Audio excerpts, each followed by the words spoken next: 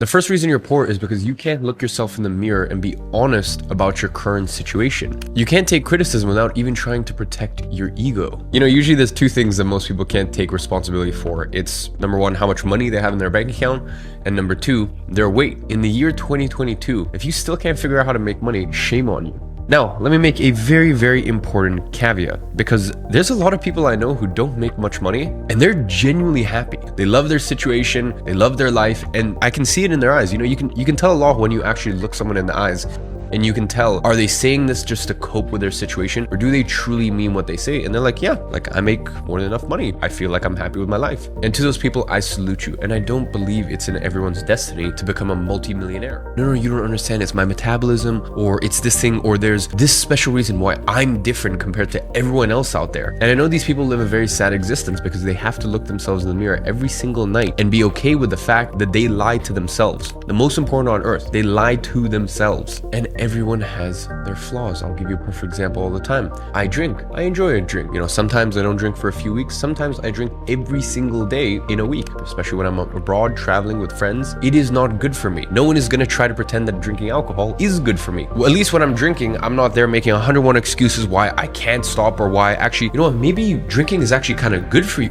No, I just say, hey, I'm drinking. I know it's bad for me. I accept that it's bad for me. And in this situation, I have decided that the pros outweigh the cons, but I've made this decision to drink on this particular day, and I'm okay with it. That is me being able to unemotionally assess my situation. I've had many friends go, hey, I think you shouldn't smoke cigars. They're not good for you. And I'm like, I understand there's health implications, but it's one of those things that I'm gonna keep doing. But the point is, when someone gives me that sort of criticism or constructive criticism, I can look at things objectively and I can assess the situation without getting triggered, without feeling a person's attacking me, without feeling that I'm fundamentally a bad person or I'm flawed. Just look at things critically. So the first reason you're poor is because you cannot look at your life critically without your little ego getting shattered. And speaking of identity is kind of a funny thing in 2022, because I feel as though in the world right now, everyone kind of accepts you can change your identity and you can shift your identity. You could be a fan of one sport and then the next year, start getting a keen interest in another sport, and then now you identify as a fan of that sport. You could be very into street style and identify as someone who dresses a little edgier, and then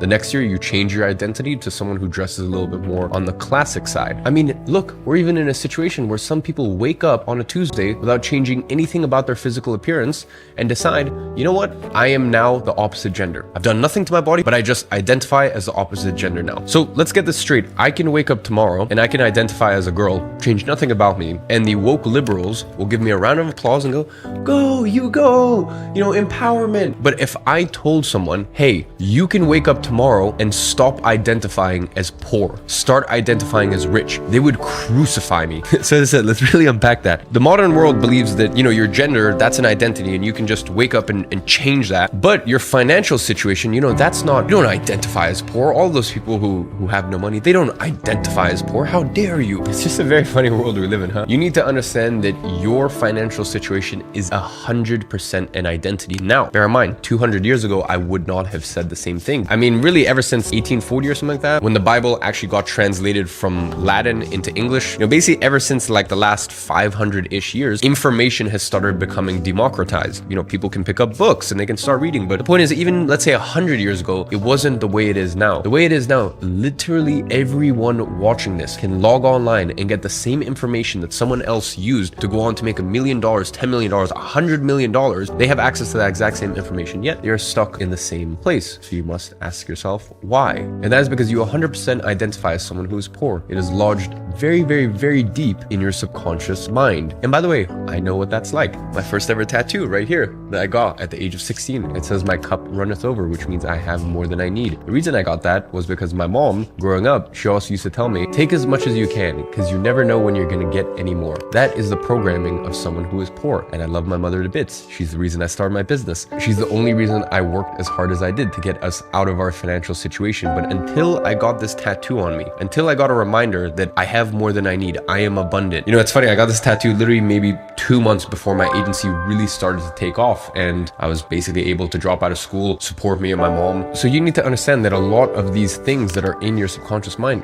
can be programming from your parents. You know, you could have been grown up being taught that money is the root of all evil. People who cheat and lie are the ones who get money. Whatever it is, and by the way, whoever taught you that stuff, a lot of times it can be a defense mechanism for them. My mother was the youngest of 7 children in the Soviet Union. So when she said, take as much as you can because you never know when you're gonna get any more, you need to understand, growing up in the 80s and early 90s in the Soviet Union era, that is a true statement. So you learn and you get programmed with these things from a young age, and then unfortunately it becomes this cancerous thought for the rest of your life. So just like the first point, you should be able to look at your situation and unemotionally evaluate that you are not where you want to be financially, yet you should still be able to wake up the next morning and instantly identify as rich, instantly identify and embody the characters and the mindset and the trait of the version of you that is financially abundant. When you change your identity, you change your life. One of the big issues why people do not change their identity or their money beliefs is because they believe that money is scarce, when quite frankly, it's not. When you believe money is scarce, you try to hoard it, and the issue is when you try to pull something in by force, it just pushes it away. Instead of trying to pull in money by force, instead you must attract it.